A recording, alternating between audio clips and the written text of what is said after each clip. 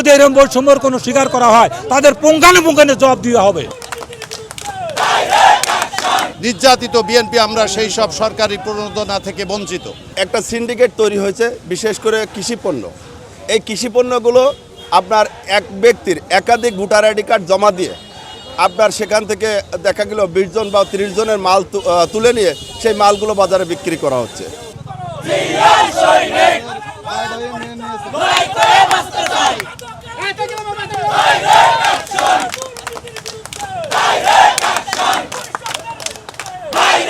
এখানে যে প্রোগ্রাম দিয়েছিলাম আমরা মোহাম্মদপুর উপজেলা বিএনপি কথা 80% বিএনপি আমাদের সাথে।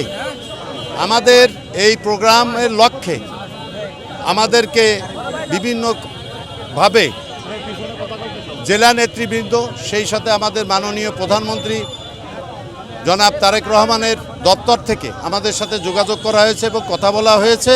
আমাদেরকে আশ্বস্ত করা হয়েছে যে আমরা যে এই বিএনপি নির্যাতিত 17 বছর আমরা যারা জেল জুলুম খেটেছি, আমরা যারা বাগানে বাগানে ঘুমিয়েছি, আমাদের ব্যবসা গেছে, অর্থনীতি গেছে, শরীর গেছে, সব গেছে, তারা সব বঞ্চিত। আমাদের এমপি মহোদয়, মাননীয় মন্ত্রী মহোদয়, তিনি এমন কিছু নেতাদের নেতৃত্বে এইগুলো বন্টন করছেন যে আমরা সবাই এই 80% বিএনপি নির্যাতিত বিএনপি আমরা সেই সব সরকারি প্রণোদনা থেকে বঞ্চিত।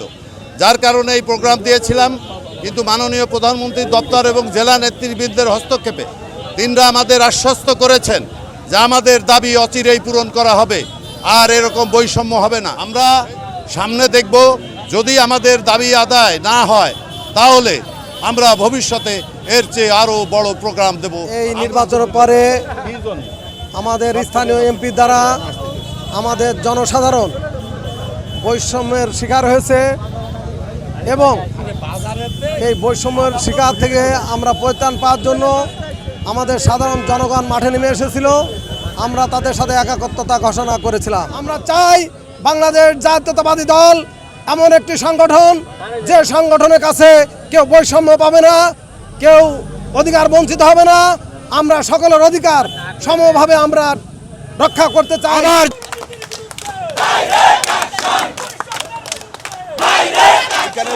যদি এরকম বৈষম্যের কোনো স্বীকার করা হয় তাদের পুঙ্খানুপুঙ্খানে জবাব দেওয়া হবে এবং আমাদেরকে লাগবে না। সমস্ত যে লোকগুলো আছে, আমাদের এই লোকগুলো দেখেছিল যে আজকে আওয়ামী লীগ নেতারাই করতেছে, আওয়ামী লীগের কোন লোক আসে, এরা এই অপেক্ষায় ছিল।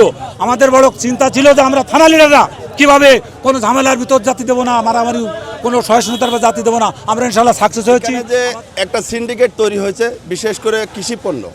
এই কৃষিপণ্যগুলো আপনার এক ব্যক্তির একাধিক ভোটার আইডি কার্ড জমা দিয়ে আপনার সেখান থেকে দেখা গেল 20 জন বা 30 জনের মাল তুলে নিয়ে সেই মালগুলো বাজারে বিক্রি করা হচ্ছে।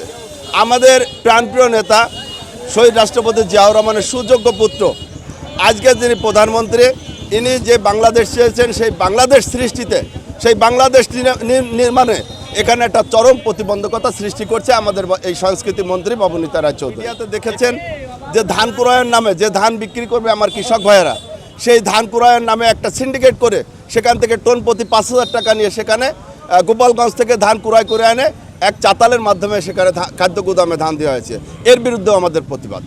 তো আমাদের মাননীয় প্রধানমন্ত্রী, আমাদের প্রিয় নেতা, ওনার দপ্তর থেকে আমাদের কাছে মেসেজ পাঠানো হয়েছে, আমাদের দাবি দাওয়া মেনে নেবে, যে কারণে আজকের গণ মিছিল আমরা প্রত্যাহার করেছি।